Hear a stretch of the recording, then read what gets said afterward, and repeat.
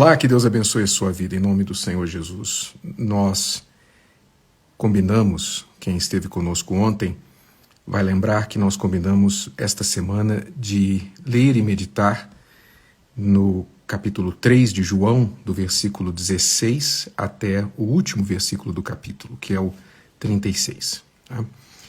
Eu queria ler aqui hoje com você o 16 e o 17 até o 18. Jesus disse assim: porque Deus amou o mundo de tal maneira que deu o seu Filho unigênito, para que todo aquele que nele crê não pereça, mas tenha a vida eterna. Quer dizer, João disse isso aqui. E o que significa esse versículo? Esse versículo é um dos mais famosos, mais conhecidos na Bíblia, porque ele resume praticamente as Escrituras. Se a Bíblia fosse toda perdida e só se lembrasse de um versículo, esse versículo aqui resumiria a Bíblia inteira, porque ele fala do plano de salvação de Deus para com a humanidade. Então, ele continua dizendo: porque Deus enviou o seu Filho ao mundo, não para que condenasse o mundo, mas para que o mundo fosse salvo por ele. A princípio, a oportunidade que Deus dá ao mundo é a da salvação. A condenação não vem por Deus. A condenação vem pela pessoa que rejeita a oferta de Deus de salvação.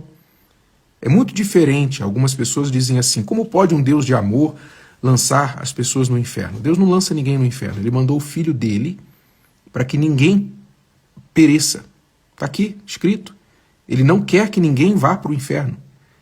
Então as pessoas acabam indo para o inferno não porque Deus as condenou, mas porque elas mesmas rejeitaram a oportunidade, a oferta de salvação de Deus.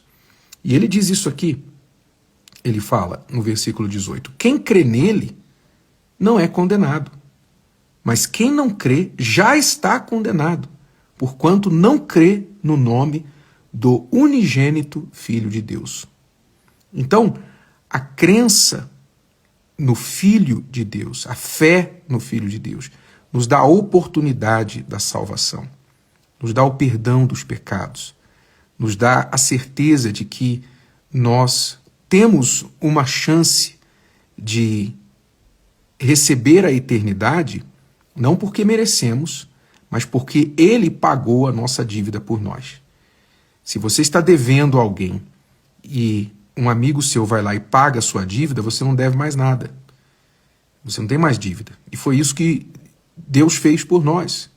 Ele deu o Filho dele, o Filho veio, pagou a dívida por nós, e agora nós, pela fé nele, pela fé, somente pela fé nele, recebemos a oportunidade da vida eterna.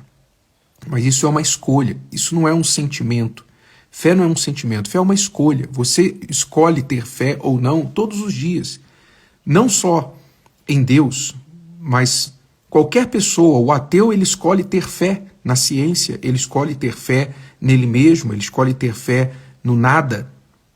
Todos nós, sem fé, não podemos viver. Você tem que ter fé para tomar um remédio, você tem que ter fé para ir para o seu trabalho, que o seu patrão vai pagar o seu salário, você trabalha primeiro e depois recebe o salário, né? Você tem fé no patrão. Então todos nós temos que ter fé.